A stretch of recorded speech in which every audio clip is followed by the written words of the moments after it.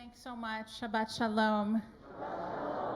And thanks to so many of you who have reached out with blessings in the last week, and apologies if I have not responded to you. I have been really flooded with blessing, which is a pretty amazing feeling. And it feels all the sweeter that this comes while I'm still here at the tail end of being sabbatical rabbi at CBST. Many of you were with me in that first go-around. And really, without Rabbi Kleinbaum and so many of you carrying me through, I don't know that I would have made it. And it feels so sweet to be able to celebrate with you this evening. To me, it really does underline the amazing human capacity, which I think is also a capacity of the Jewish people, to make tremendous progress, to achieve in a lifetime profound and meaningful growth while staying fundamentally one's self. And that contradiction, which many of us have experienced in our lives in different ways at different times, is at the heart of the Shabbat Zachor, the Shabbat that falls immediately before Purim. And it's the same contradiction, as Rabbi Rapport has been mentioning, that is really at the heart of Purim, that everything is somehow itself and its shadow at the same time. On Shabbat Zachor, we read the maftir from Deuteronomy, Zachor et asher asa lecha Amalek b'derech b'tzetchem b'Mitzrayim. Remember what Amalek did to you on your journey after you left Egypt. How, undeterred by fear of God, Amalek surprised you on your journey when you were famished and weary and cut down all the stragglers at the back of your encampment. Amalek attacked the Israelites at their most vulnerable, with no thought of mercy, with no thought of morality, with no fear of God. It's the quintessential paradigm of Jewish persecution. So what are we to do if we have been blessed to achieve a position of relative safety? The Torah tells us, when your God grants you safety from all your enemies around you, in the land that God has given you, you shall blot out the memory of Amalek from under heaven. Do not forget. Timche et zecher Amalek mitachat hashamayim lo tishkach. Blot it out and do not forget. Now, as Jews who carry the burden of our ancestors' trauma, and often our own trauma, and who deal with the reality of anti-Semitism in our midst, we can sometimes see Amalek everywhere. I mean, is it a persecution complex if everyone is really out to get us? But given the news right now, it's hard not to feel it, to see Amalek everywhere. I wish that we could forget that Amalekite practice of attacking the most vulnerable, the most hungry, the most weary, those who might be left behind. But unfortunately, there is no shortage of reminders. How craven is it for Texas to categorize gender-affirming medical treatment to transgender youth as child abuse, to go after parents who are trying to help their kids, children who are at the highest risk of suicide and self-harm. For Florida to pass its Don't Say Gay bill, to literally try to erase LGBTQ experience from classrooms, from the lives of kids desperate for affirmation? Are they saying that we are the ones who should be blotted out? I'm afraid for kids in Texas and in Florida and everywhere who see this ugly and harmful debate playing out. I wish I could gather them up and shepherd them to safety. Who does this? Who behaves this way? Who attacks those who are most vulnerable and weary and hungry? This is cruelty driven by fear. Fear that metastasizes into hatred and persecution. And they would say that far from disregarding God, they are driven to this by their morality. It requires a total inversion of our sense of what is right and what is wrong, what is moral and what is depraved, what is real. Like, for example, for Putin to talk about denazifying Ukraine, calling up every myth of contemporary European anti-Semitism, perpetuating the Christian nationalist ideology at the center of global fascism, the propaganda that blames Jews for the Shoah, that blames Jews for the suffering of Europeans and Russians during the Holocaust. Targeting the democratically elected Jewish president, Zelensky, for Putin-led Russian forces to bomb residential neighborhoods in Ukraine, to bomb the Babi Yar Memorial. We have all seen the heartbreaking images of Ukrainian civilians fleeing their homes, and those who have been unable to flee, of children terrified, injured, killed. Asher kocha baderech, how undeterred by fear of God, Amalek surprised you on your journey when you were famished and weary and cut down all the stragglers in the back of your encampment.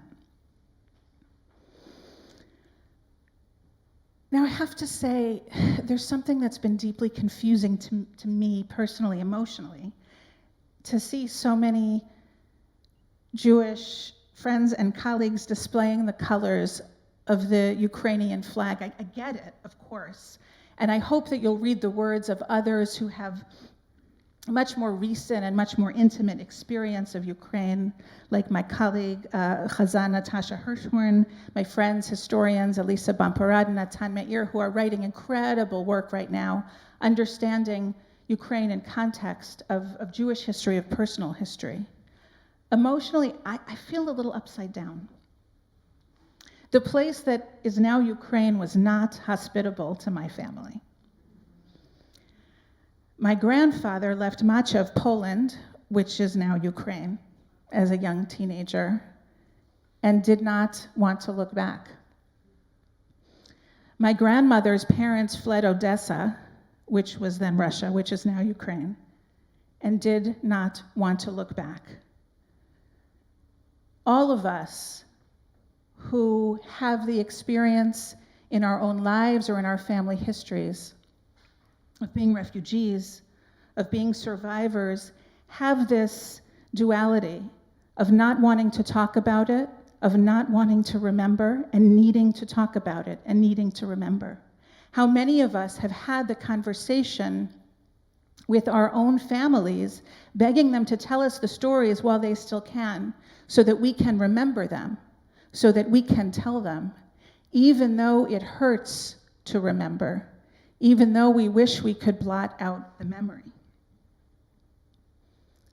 Erased and remembered, blotted out and recorded.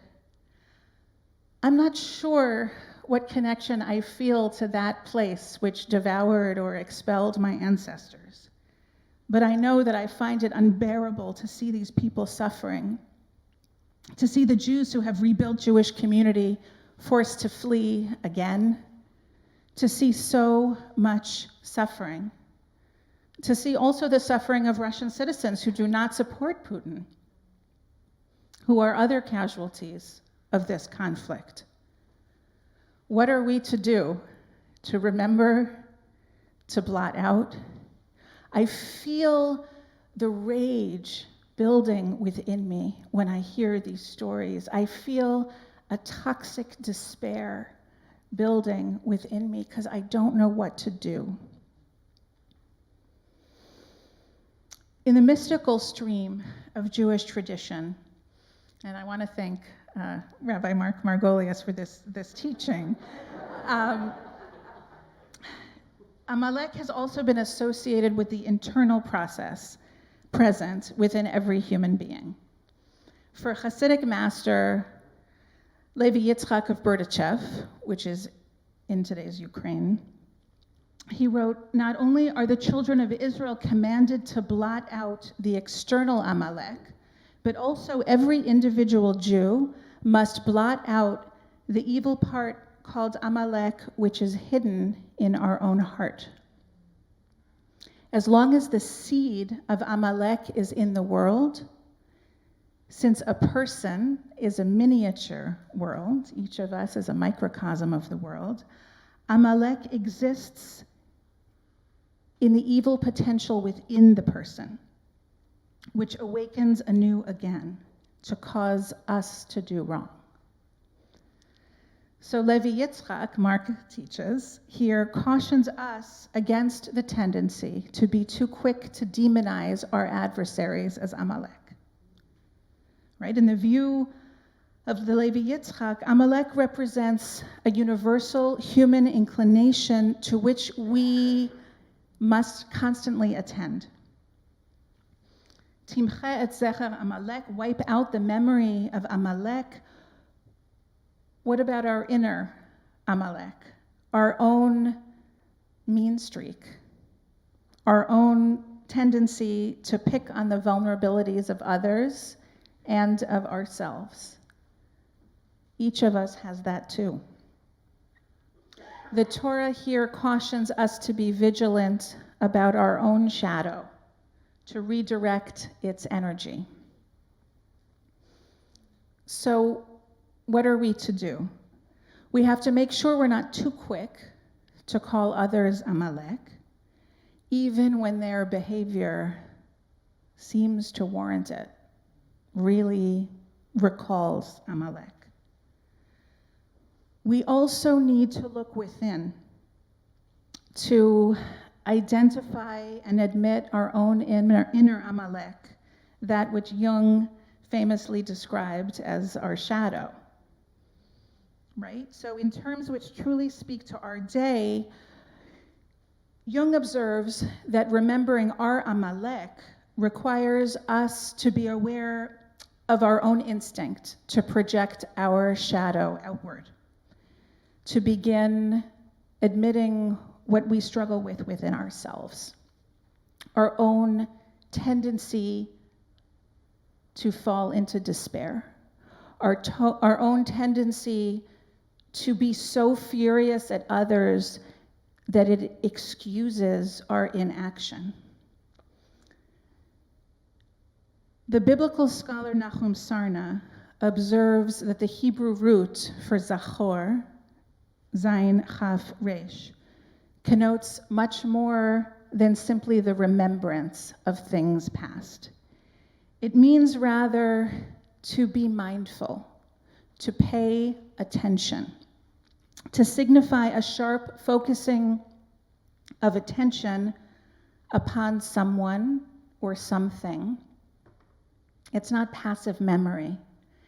It's about embracing a concern and involvement that is active, that eventuates action. So how can we remember Amalek in order to obliterate the memory of Amalek? How can we remember in order to forget? By channeling our anguish into action. Not to turn away from the horrifying news, but to use every way in which we may be safe at home, our voices, our resources, our tzedakah dollars, our political advocacy, to remember those who are suffering and turn towards them. Not to succumb to our despair and not to succumb to our desire for vengeance or our own encroaching fear. May we be spurred to action to protect the sanctity of every human life and work towards a world of tzedek, of justice, of shalom, of peace, wiping out the memory of Amalek without succumbing to the Amalek within us. Everyone has an email that you received this week with ideas, with places you can donate, you can turn to for information and to help. Be a part of the force of memory, of change, of not succumbing, of acting. Shabbat Shalom.